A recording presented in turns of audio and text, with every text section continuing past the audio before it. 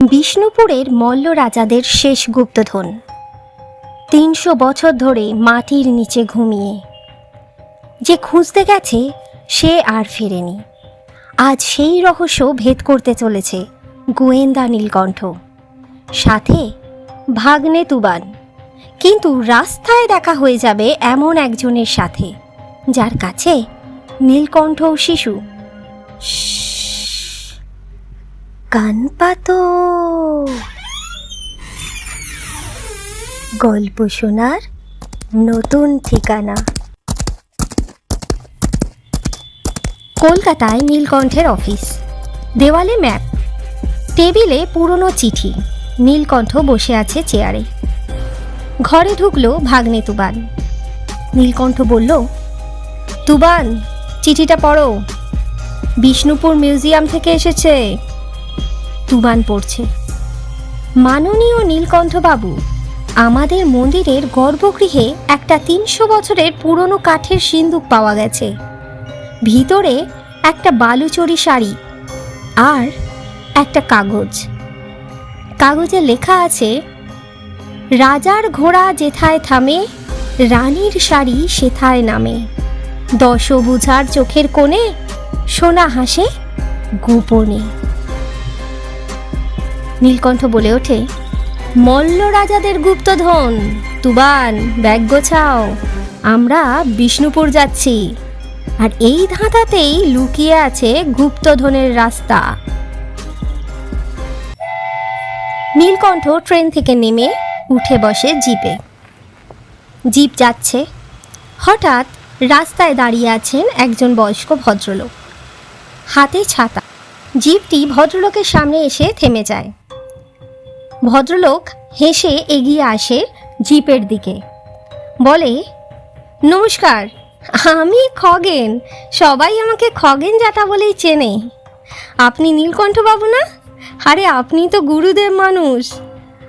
আমি জানতাম আজকে ঠিক এখানে আপনার দেখা পাবো। স্বপ্নে মা মনসা বলে দিয়েছে যে। নীলকণ্ঠ হাসে, বলুন জ্যাঠামশাই, তা কি সেবা করতে পারি আপনার? খগেন জ্যাঠা বলেন, আমি আপনার খুব বড় ফ্যান। সেবা একটাই, বিষ্ণুপুর যাচ্ছেন তো সাবধান, ওই গুপ্তধন পাহারা দেয় হেঁচকি পেতনি।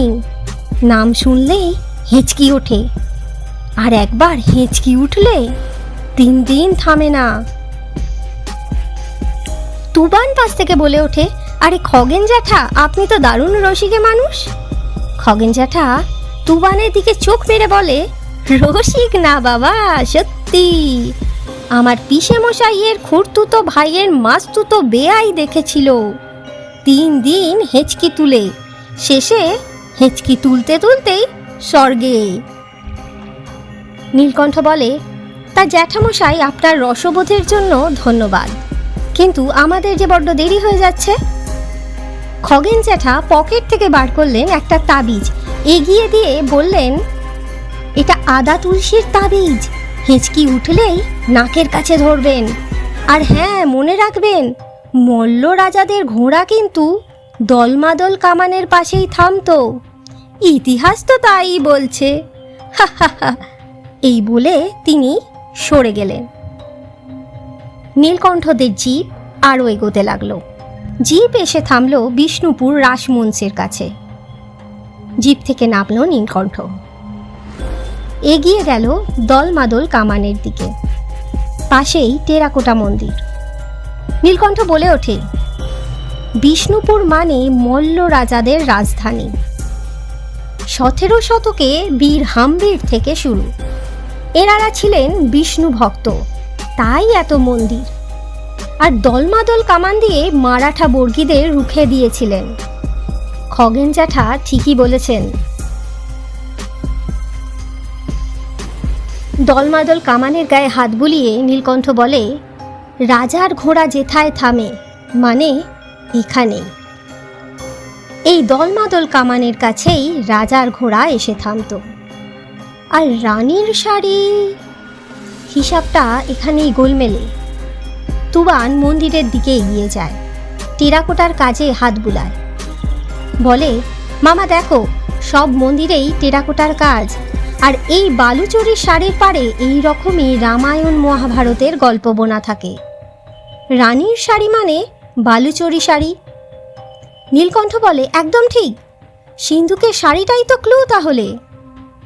এরপর তারা পৌঁছায় মিউজিয়ামে। মিউজিয়ামের অফিসে গেলে সেখানে দায়িত্বপ্রাপ্তা এক ভদ্রলোক এগিয়ে দেন একটা কাগজ।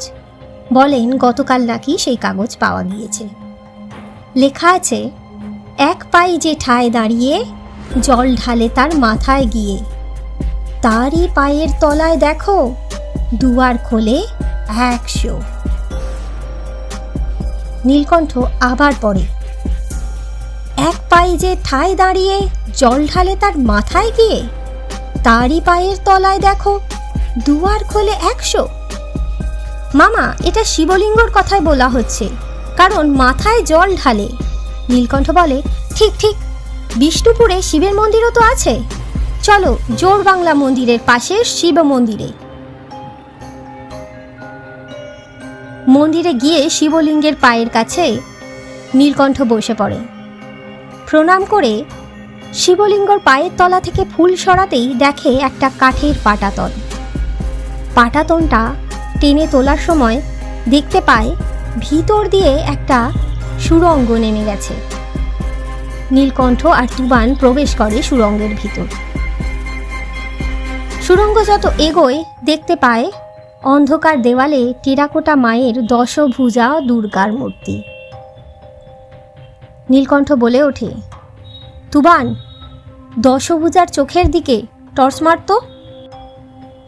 তুবান দশভুজার চোখের দিকে টর্চের আলো ফেললেই দেখতে পায় চোখের কোণে একটি গর্ত। নীলকণ্ঠ আঙুল দিয়ে সেখানে ক্লিক করতেই দেখা যায় পাশের দেওয়ালটা সরে গেল। নীলকণ্ঠ এগিয়ে গিয়ে দেখে একটা বড় সিন্দুক। সিন্দুকের তালা ভাঙতেই দেখতে পাওয়া যায় অনেকগুলি সোনার মোহর, আর রাখা আছে রানীর বালুচরী। সাথে রাখা একটি তামার পাত। তামার পাতে লেখা, বর্গী আক্রমণের সময় প্রজাদের বাঁচাতে রাজা গোপাল সিংহ এই ধন লুকিয়ে রাখেন।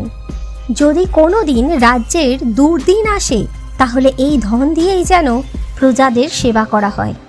ইতি রানী চূড়ামণি। হঠাৎ তুবানের হেঁচকি উঠতে শুরু করলো। খগেন জ্যাঠা পিছন থেকে এসে বললেন, বলেছিলাম না হেঁচকি পেদনি আছে, আরে এই নাও তাবিজ। নীলকণ্ঠ বলে, আপনি এখানে কি ব্যাপার? খগেন জ্যাঠা বলে, গুরুদেবের পিছু নেব না তাহলে আমি কেমন ফ্যান হলাম আপনার? আর এই তাবিজটা আসলে আদা। ভয়ের চোটে হেঁচকি উঠছে, আদা শুকলেই হেঁচকি কমে যাবে। হেঁচকি পেদনি বলে ওসব কিছু নেই, ওটা আমার মজা করে বানানো। এরপর বিষ্ণুপুর মিউজিয়ামে নীলকণ্ঠ গুপ্তধন জমা দিচ্ছে। নীলকণ্ঠ বলে, ইতিহাস শুধু গল্প না তুবান, ইতিহাস হলো দায়িত্ব। রাজা গোপাল সিংহের এই ধন আজ বিষ্ণুপুরের মানুষের শিক্ষা আর চিকিৎসার কাজে লাগবে। আর খগেন জ্যাঠা, আপনার রসিকতা আর ইতিহাস জ্ঞান, আপনি না থাকলে কেসটা এত তাড়াতাড়ি সলভ হতো না।